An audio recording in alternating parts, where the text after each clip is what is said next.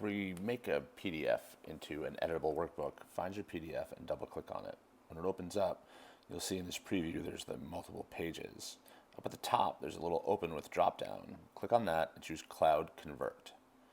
When you click on Cloud Convert, it'll open in a new tab and it'll give you the ability to convert it from a PDF to a bunch of different things, different document styles, but you can also convert it to images and you can choose JPEG.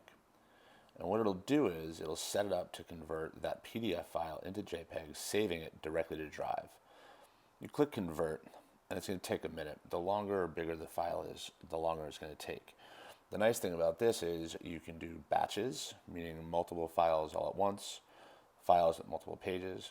And when this download shows up, you don't need to do anything. It's done. You click back on your Drive tab, just click out of that preview, and you notice the 3 image files for that 3-page PDF are now there.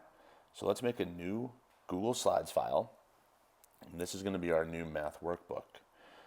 So the first thing we're going to do is we're going to give it a name so we can keep track of the different files we're working with. You can use one file ongoing, make different files for different purposes. If you go to File, Page Setup, that will allow you to tweak the look of the slide, change it from widescreen to custom.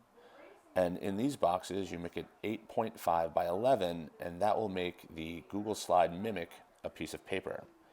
Think of this as the title slide. What we want to do is a little drop down next to the plus will give us slide designs. If we scroll to the bottom, you'll see there's a blank one. If we choose the blank one, that will allow us to put the image in cleanly. We're not going to put it as an image. We're going to go to a slide, change background menu to use the image as a background. When this opens up, we have a bunch of choices. We're going to choose Drive. You could have to cycle through Drive or just go to Recents, and you're going to see the images that were recently converted. They're going to be at the top. So I'll click the first one, I'll click Insert, say OK. And there's my background. It cannot be edited now.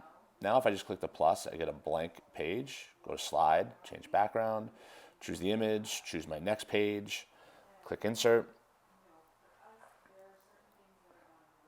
rinse and repeat, another blank page, slide, change background, choose the image, put it in,